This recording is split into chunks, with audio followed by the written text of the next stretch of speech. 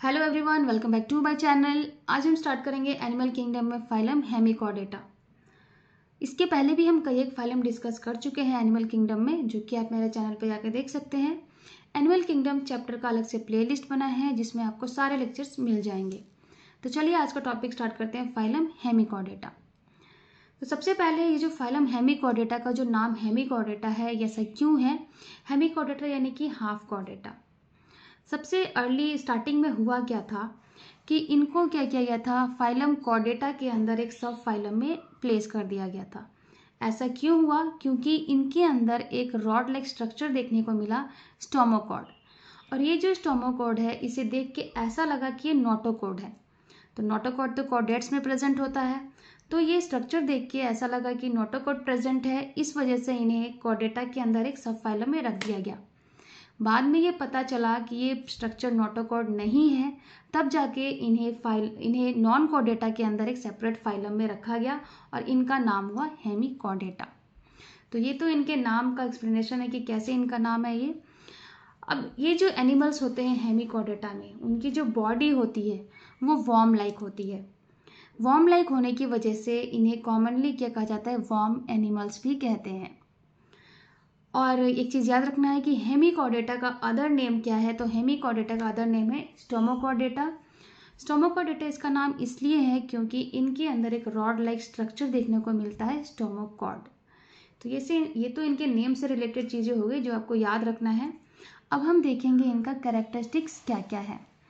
तो चलिए कैरेक्टरिस्टिक्स एक एक करके देखते हैं। सबसे पहला जो कैरेक्टर है वो है habit and habitat. Habit and habitat की अगर बात करें तो ये एक्सक्लूसिवली मराइन होते हैं, पूरी तरीके से मराइन वाटर में ही सर्वाइव करते हैं, रहते हैं। सोलेटरी फॉर्म में रह सकते हैं, कॉलोनियल फॉर्म में भी रह सकते हैं, और मोस्टली ये ट्यूबिकुलस होते हैं। ट्यूबिकुलस कहने का ये मतलब है कि खुद ही वो एक ट्यूब लाइक स्ट्रक्चर बनाते हैं और उसी में रहते हैं। ज़्यादातर ये मोटाइल नहीं होते हैं, सेसाइल फॉर्म में रहते हैं। तो ये बात होगी हैबिट एंड हैबिटेट की। अब हम बात करेंगे सिमेट्री की। तो इनके ये कैसा सिमेट्री शो करते हैं? तो ये बायलेटरली सिमेट्रिकल होते हैं, यानी कि अगर इनकी बॉडी को एक प्लेन से कट किया जाए तो इनकी बॉडी 2 इक्वल हाफ्स में डिवाइड हो जाएगी। लेवल ऑफ ऑर्गेनाइजेशन की बात करें तो इनके अंदर क्या होता है, ऑर्गन सिस्टम डेवलप्ड है, तो इनकी बॉडी में क्या होता है, organ system level of organisation देखने को मिलेगा।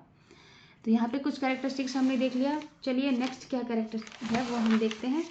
नेक्स्ट हम बात करेंगे जर्म लेयर की।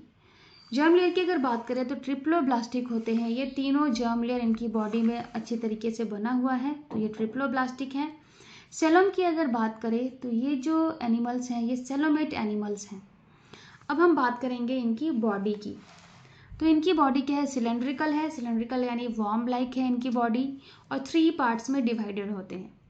तो सबसे पहला पार्ट क्या है, एंटीरियर प्रोबोसिस, नेक्स्ट है कॉलर, एंड सबसे लॉन्ग पार्ट जो है वो है ट्रंक।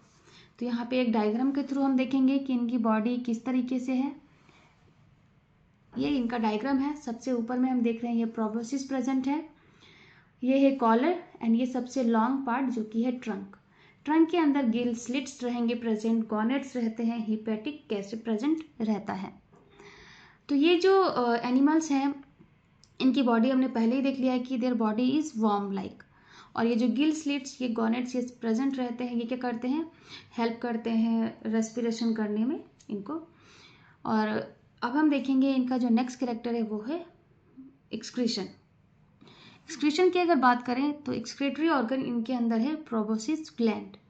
प्रोबोसिस के अंदर कुछ ग्लैंड्स प्रेजेंट होते हैं जिन्हें प्रोबोसिस ग्लैंड कहा जाता है, और ये ग्लैंड्स क्या करते हैं, इनको एक्सक्रीशन करने में हेल्प करते हैं। तो ये प्रोबोसिस ग्लैंड इनका एक्सक्रीटरी ऑर्गन है। अब बात कर लेते हैं हम इनमें डाइजेशन की। तो डाइजेशन की अगर बात करें तो कंप्लीट एलिमेंट्री कैनाल प्रेजेंट है इनकी बॉडी में, यानी कि एक माउथ होगा, एक एनस प्रेजेंट होगा। तो digestive track is complete with an anus and mouth. अब एक चीज़ और याद रखना है कि ये सीलियरी फीडर होते हैं। सीलियरी फीडर कहने का ये मतलब है कि इनके जैसे ये फूड इनके माउथ में जाता है तो वहाँ पे सीलिया प्रेजेंट रहता है। सीलिया लाइक जो स्ट्रक्चर प्रेजेंट है वो सीलिया क्या करते हैं, फूड उनमें जाके पहले फिल्टर होता है तब जा करके अंदर जाता है। तो ये हो गया इनका, इसीलिए कहेंगे इनको सीलियरी फीडर। अब हम नेक्स्ट पॉइंट की बात करेंगे रेस्पिरेशन। तो रेस्पिरेशन जैसे कि मैंने पहले भी बताया स्ट्रक्चर में कि गिल स्लिट्स प्रेजेंट होते हैं इनके ट्रंक के पार्ट में, और ये हेल्प करते हैं इनको रेस्पिरेशन करने में। अब हम बात करेंगे सर्कुलेशन की। तो जो सर्कुलेशन है उसमें इनमें कैसा सर्कुलेशन होगा, तो open type circulatory system present होता है इनमें, और इनके अंदर हार्ट भी प्रेजेंट रहता है। अब रिप्रोडक्शन की बात कर लेते हैं। तो रिप्रोडक्शन कैसा होगा इनके अंदर, सेक्सेस सेपरेट होते हैं, यानी कि मेल अलग होगा, फीमेल अलग होगा, और यूनिसेक्सुअल होते हैं। सेक्सेस सेपरेट है यानी कि यूनिसेक्सुअल है ये। फर्टिलाइजेशन की बात करें तो फर्टिलाइजेशन एक्सटर्नल फर्टिलाइजेशन होता है इनके अंदर, और रिप्रोडक्शन मोस्टली ये सेक्सुअल मेथड से करते हैं। डेवलपमेंट इनके अंदर भी इनडायरेक्ट डेवलपमेंट होगा। अब हम बात करेंगे एग्जाम्पल्स की। तो एग्जाम्पल्स इनमें दो ही है, और दोनों एग्जाम्पल्स आपको याद रखने हैं। सबसे पहला एग्जाम्पल है बेलेनोग्लोसस एंड दूसरा है सेकोग्लोसस। दोनों का अगर कॉमन नेम की बात करें तो दोनों का कॉमन नेम है टंग वॉर्म। ये आपको याद रखना है। दो ही एग्जाम्पल्स हैं और दोनों एग्जाम्पल्स याद रखने हैं, और उनका कॉमन नेम है टंग वॉर्म। तो यहाँ पे कंप्लीट होता है हेमिकॉर्डेटा, और उम्मीद है आपको जो ये पॉइंट्स है सब समझ में आए होंगे। अगर आपको मेरे लेक्चर्स पसंद आ रहे हैं तो मेरे चैनल को सब्सक्राइब कीजिए, वीडियोस को लाइक एंड ज़्यादा से ज़्यादा शेयर कीजिए। तो नेक्स्ट लेक्चर में हम अगला फाइलम लेके जल्द से जल्द आएंगे।